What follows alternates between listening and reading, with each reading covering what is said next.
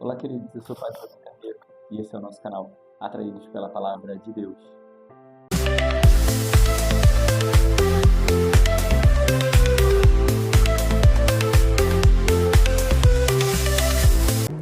Pera aí só um minutinho, não passa ainda esse pedaço do vídeo. Eu queria dizer para você, se você ainda não é inscrito no nosso canal, faça a sua inscrição para você poder receber todo o nosso conteúdo. De maneira especial, ainda ativa o sininho, porque aí vai chegar a notificação sempre que a gente postar, para você ficar assim, será que já postou? Será que... Então, você vai saber quando a gente postar. E também, depois que você terminar de assistir esse vídeo, se você gostou do conteúdo, deixa a sua curtida, porque nos ajuda muito na nossa evangelização.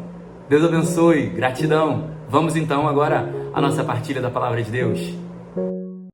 Seja então muito bem-vindo ao nosso canal. Você que está chegando a primeira vez, você que já faz parte, seja muito bem-vindo à nossa partilha da Palavra de Deus, a nossa experiência diária com o amor de Deus, no seu testemunho de amor, nos seus textos sagrados. A primeira leitura de hoje, nessa sexta-feira, nós vamos ver que, continuando a história de Saulo, como eu já dizia esses dias, Saulo, hoje nós vamos ver o texto da conversão dele, Atos dos Apóstolos, capítulo 9, sobre a conversão de Saulo. E aí nós vamos ver que Saulo estava tomado de ódio, porque algo estava se opondo ao seu entendimento. Aquilo que ele acreditava, a experiência de fé que ele tinha, aquela experiência que ele havia feito, e tinha algo que estava se opondo àquilo, que eram os cristãos, esse povo do caminho, esse povo que anunciava uma palavra que era diferente daquilo que ele estava acostumado, diferente daquilo que ele havia vivido. Então, para ele era diferente, e ele era ferrenho naquilo. Ele era ferrenho em defender a sua fé e não queria que nada fosse contrário naquilo. E aqui a gente já vai ver uma característica maravilhosa de Saulo, que Deus vai aproveitar e aproveitar muito quando esse homem se converter, né? Então, nós vemos também a disponibilidade de Saulo, porque ele vai até a sinagoga de Damasco para pedir cartas para poder prender o povo do caminho. E aí aqui nós vemos, olha que interessante, a disponibilidade de Paulo. Ele se coloca à disposição para corrigir aquilo que estava errado. Quantas vezes nós não nos colocamos à disposição? Quantas vezes nós não somos dispostos? Quantas vezes nós não nos voluntariamos, não somos proativos para defender a nossa fé, para defender as nossas convicções? Paulo era convicto de que ele estava certo. Apesar de ele estar fazendo algo mal, algo errado, ele era convicto que ele estava certo. E ele se colocou à disposição para manter, para fazer aquilo que era certo. Então eu e você, aquilo que era certo para ele, né? Então eu e você também temos que assumir um pouco disso e sermos mais convictos na defesa da nossa fé, e sermos mais convictos no nosso evangelho, convictos na proclamação da verdade, na nossa paróquia, na nossa pastoral, nos colocarmos à disposição das coisas de Deus. Nós vamos ver também que ele estava perseguindo o povo que era do caminho. O povo do caminho era aquele que fazia a obra de Deus, ou seja, aqueles que seguiam a Jesus, porque ele mesmo disse que ele era o caminho. E aí olha como tem uma pedagogia bonita nesse texto. Ele perseguia o povo do caminho. Jesus era o próprio caminho. E num caminho, quando Paulo estava a caminho de Damasco, quando ele estava caminhando no erro, quando ele estava caminhando em convicções, não convicções falsas, não em convicções verdadeiras, ele então conheceu o caminho, conheceu a Jesus, que é uma pessoa. O caminho é uma pessoa, é a pessoa de Jesus. E no caminho para Damasco, no caminho do erro, no caminho de prender, no caminho de matar, ele conhece a Jesus. Jesus se apresenta a ele como caminho. E aí naquele caminho, ele conhece então a verdade, que é Jesus, e se abre para a verdadeira vida. Porque olha que bonito Jesus sendo caminho, verdade e vida na vida de Paulo. Ele conhece o caminho, que é o caminho verdadeiro, o caminho da palavra correta. Ele conhece a verdade, da verdadeira fé, e se abre para a verdadeira vida, para fazer a vontade de Deus. Só que o choque com essa verdade é tão forte na vida de Paulo, que com uma luz tão forte, que joga ele no chão. Então quando ele vê essa luz forte que brilha, ele cai no chão. Caiu por terra, vai dizer o texto. Esse cair por terra tem dois entendimentos. O primeiro, que cair por terra, ele voltou ao pó. Então ele foi o processo de refazer. Voltou ao pó para ser refeito, para quando se levantar do chão, se levantar como um homem novo. E também fez aí a sua primeira experiência de morte, porque ao cair no chão, ao voltar para a terra, ele faz a primeira experiência de morte, que é morrer para as suas convicções, morrer para aquilo que ele acreditava, morrer para aquilo que ele trazia como bagagem, como informação, como verdade absoluta, de que o povo do caminho estava errado. Depois ele passa por uma segunda experiência de morte, que é o abandono e a obediência. O abandono porque ele diz: o que queres de mim, Senhor? Então, quando ele se coloca diante do senhorio de Jesus, ele se diminui.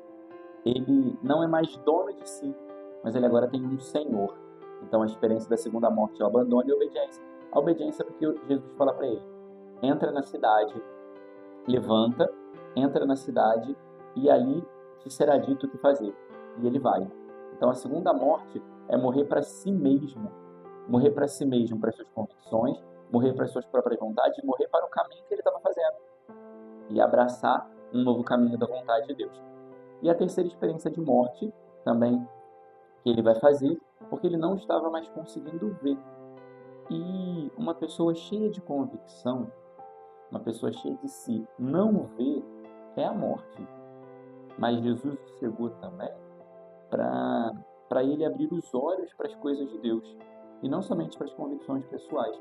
Porque Saulo no caso, estava muito preso às suas convicções pessoais.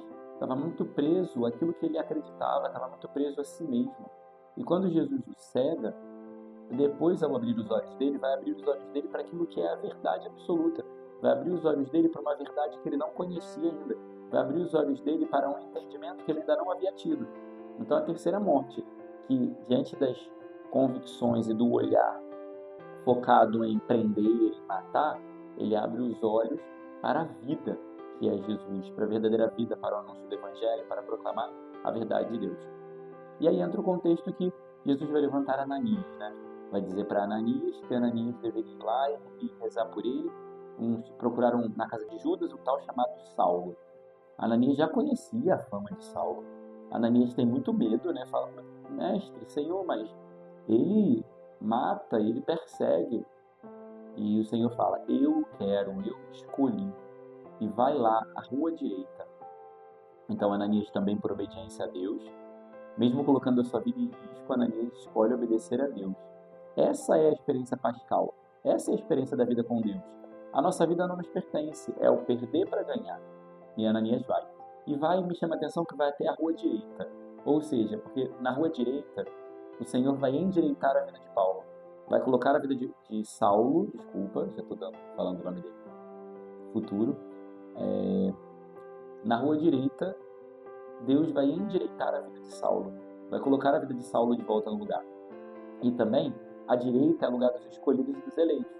Porque à direita ficarão as ovelhas e à esquerda os cabritos, né? Então, a direita é onde serão o trigo que será recolhido, e à esquerda estará o joio que será queimado no fogo. Então, na rua direita, no lugar dos escolhidos, no lugar dos eleitos, e Jesus que falou para Ananias: o meu escolhido, eu escolhi para uma grande missão. Então, Saulo está no lugar da eleição de Deus, no lugar daquele que é escolhido. E ali naquele lugar, pela ação e pela intercessão de Ananias, que impõe as mãos sobre ele, os olhos dele se abrem. Então, nós precisamos entender aqui essa graça, né? Ananias também é um instrumento que representa a igreja. Deus pede a Ananias como seu discípulo, como instrumento da igreja. Então, a igreja concede a nós o Espírito Santo, concede a Saulo o Espírito Santo, e que os olhos se abram.